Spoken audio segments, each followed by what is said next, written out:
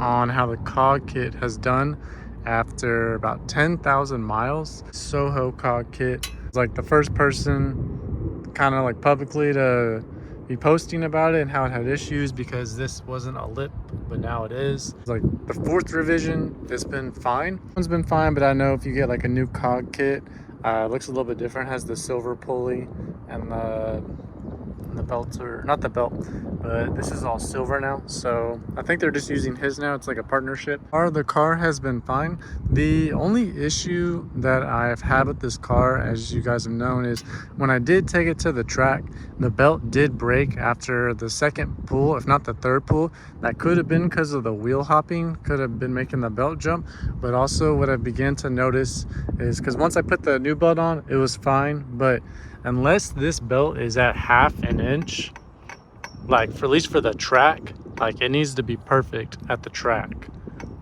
So half an inch, I mean, you can get a ruler, but this is about how much movement it needs to have. What I have noticed is even when it's looser, it'll still pull fine. So mainly because that lip, so even if you don't have it exactly at half an inch, it'll still build boost fine.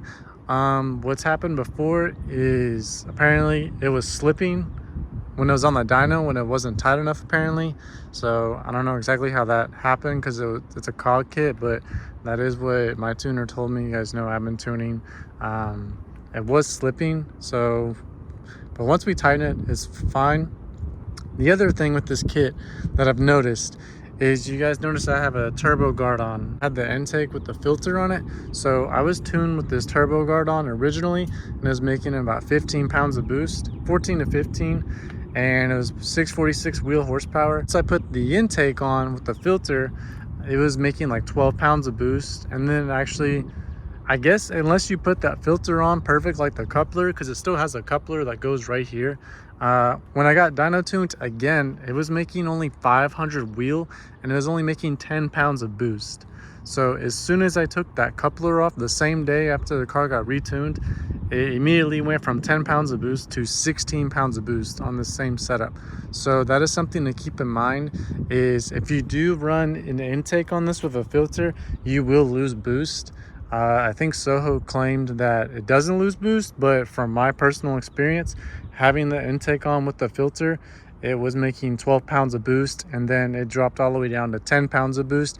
It didn't have any boost leaks anywhere, but as soon as I took that coupler off, it went from 10 pounds of boost to 16 pounds, peaking 16 pounds of boost, which is from 500 wheel horsepower to almost to around like 670 wheel. So 170 wheel horsepower increase, or at least 150 wheel horsepower increase if you take the intake off, and if you have the 9-pound pulley.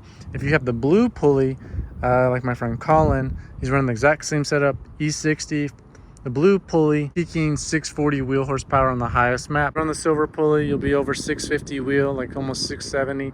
If you run the blue pulley, you'll be under 650 wheel. Now, he was running E60 with a single pump, so if he does run twins, he might get a little bit more, but he was getting 14 pounds of boost. So it's really up to you which one you want to do. I've done 10,000 miles on this car with this kit. It has been fine. The blower itself has been fine, other than, you know, it ripping at the track. But I mean, that could have been just user error on my part. I took it to the track. I did multiple pulls going to the track, and belt was fine. And then as soon as it went on the track, it just rips. So I'm not exactly sure why it ripped. Could have been the wheel hopping. Could have been just not tight enough. But yeah, other than that, this belt's been fine so far. As you guys saw in the startup, it kind of moves a lot, but I guess that's why they have to have that ½ inch. If you tighten it too much, it'll snap. So I've always just kept it at ½ inch, or a little bit less, or I've kept it a little bit more than ½ inch just in case, because I'd rather it just be a little bit looser than too tight, because then it's just gonna snap. Everything's been fine so far in the car. The reason that you guys haven't seen me post much of the car is because it's been having a small issue lately, and I've been trying to figure it out with my tuner. Is for some reason, and also this has begun to happen on another Soho kit car specifically, is when a car is getting to about 3,000 RPM, if you want to just give it a little bit of gas, like you're speeding up, the car wants to like have a lean spike and start like running rough. So I'm starting to think, because I've replaced the fuel pumps, I've replaced the fuel pressure regulator, I have a fuel pressure sensor now. The ignition coil packs, the spark plugs gapped them to 0.20, I believe, if not 0.22, something like that. Cleaned the injectors, had them tested, and then brand new O2 sensors, new O2 extension harness for the long tube headers, brand new for that. And the car has still done that issue, so not exactly sure what it is yet, but something's causing it to lean. I'm having suspicion that maybe something is happening with the blow-off valve, that it's just at that certain RPM, because if you floor it, car's fine. If you give it more than half throttle, car's fine. It's specifically at 3,000 RPM when you're just giving it a little bit of gas and wants to like hesitate and act like it's misfiring when it's not. So the only other thing is it could have a vacuum leak, which I did find a vacuum leak actually back here on whatever you want to call it, this piece right here.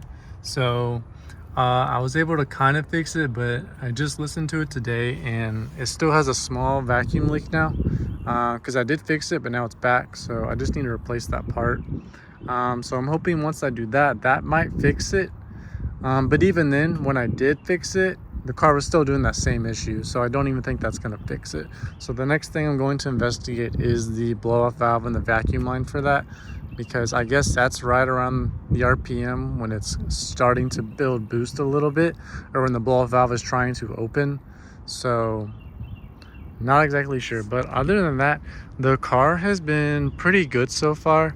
No issues. It's still stock motor. I'm building it hopefully before the motor blows. This car has done good so far. Even when I was running twin 525 pumps, this car actually had an issue where it was dropping fuel pressure because of the voltage. It was pulling too much. So, and I think that's because the difference between this supercharger kit and a turbo kit is because you have these extra grounds right here. So it was actually pulling too much voltage once it got to 5,000 RPM. So the fact that this car was going to redline with basically no fuel pressure and it was still running, it still runs great right now. That speaks to how good Monsef's tune is. So his tune was saving it. And then other than the fact that it runs lean only on that specific issue, it's not hurting the car, but I still want to fix it eventually. While you guys haven't seen me race it or anything, because I've been trying to fix that issue.